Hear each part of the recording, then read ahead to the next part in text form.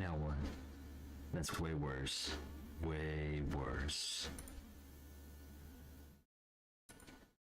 I don't want that at all. What are you?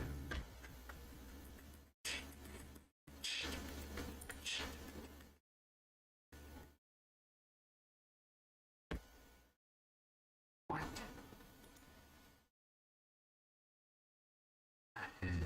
Three?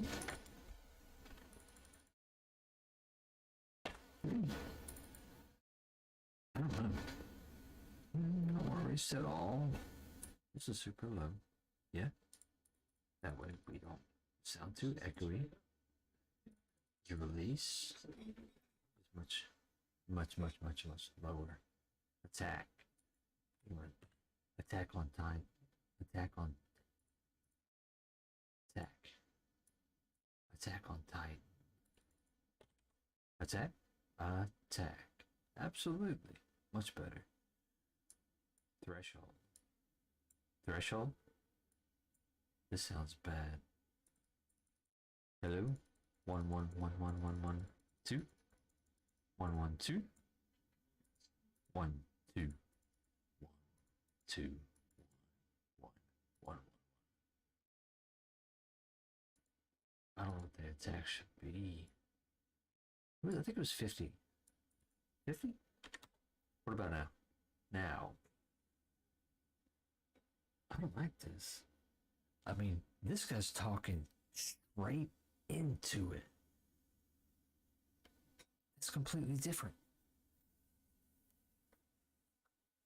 If you yell straight into the microphone, it's a different ballgame.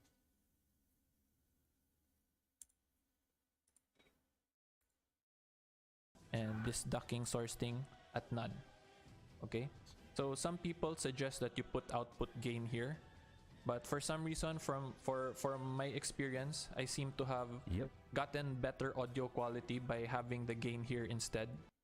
But see, I don't get enough output gain. Look, 0 output gain. It's picking up everything.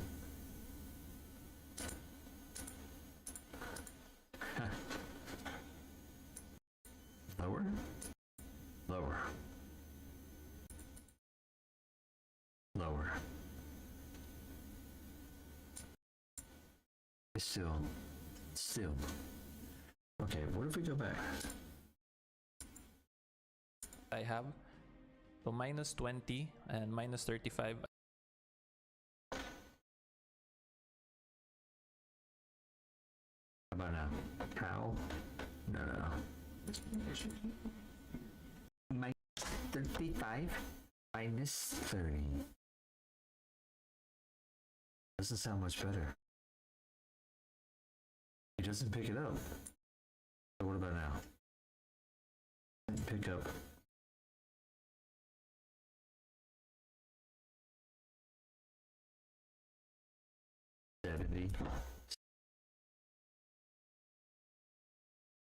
Okay. I don't even know what it was at. Where's far? Low. Oh. Fucking low.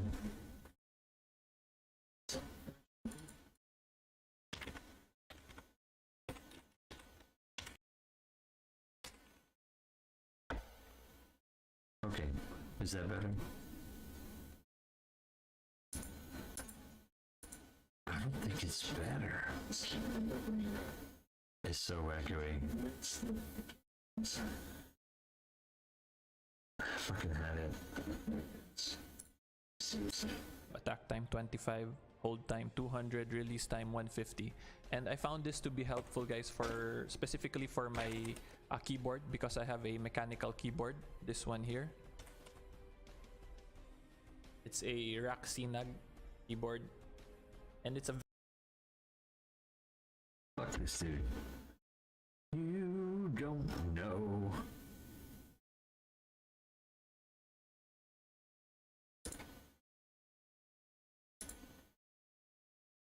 And the similar thing with the release time, it's how long it waits until it releases. when you're going. It'll be. Let's get into the audio now. The audio in OBS is around here, and the first thing you want to do is click the cog next to the mixer in OBS Studio and make sure your audio is in sync.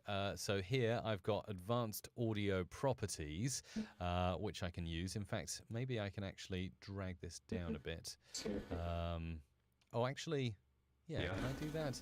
Or is that going to be confusing? No, it's probably better if I keep everything big. There we go. So click the cog here by the mixer, and you get advanced audio properties. One of them is volume. So like if I take this down to 50%, it'll be 50% of the volume, or at least it should be. So I want to be back up at 100. Try that again, 100%. You can down mix to mono if you need to. I know I discovered actually today Facebook Live only streams shock horror in mono, so I can't do any mono fun on any stereo fun, sorry, on Facebook. But youtube.com/musicradiocreative I have working in stereo. So tell me on YouTube, if I pan over here to the left, oh, it's, hang on, I might need to down mix and then do that. Oh. It won't let me move the pan for some reason. Don't know why. But anyway, I can do some panning later and test that out. But the sync offset I can change. So if I make that like this, so 5 milliseconds, and go like this, am I in sync or am I further out of sync? Let me know in the comments, please, whether I'm in sync or further out of sync. I've got a feeling I might be further out of sync. Hello to DJ Infinity from Germany. Tyrone from Florida. Thank you for all you do for audio and the audio community. You're a blessing, Mike. Keep up what you do. Thank you very much. Really appreciate that. So that's how you sync up your audio first and foremost. And the best way to test the sync offset if you are not streaming is click the start recording button down in the bottom right, and you can record like an FLV video that you can play back in something like VLC and take a look to see how your audio sync is before you actually go live and look a bit silly when you're going, hello, how are you? Hang on, I need to be a ventriloquist for that, don't I? I'm really good. No, can't do ventriloquism.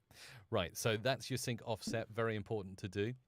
So Kaylee says it's further out of sync. I think I'll stick with 1 millisecond sync there. Now we get into the really good stuff here, which is where you click into your audio here, and you've got filters. You can't see because my head's in the way, sorry. Up, just about there.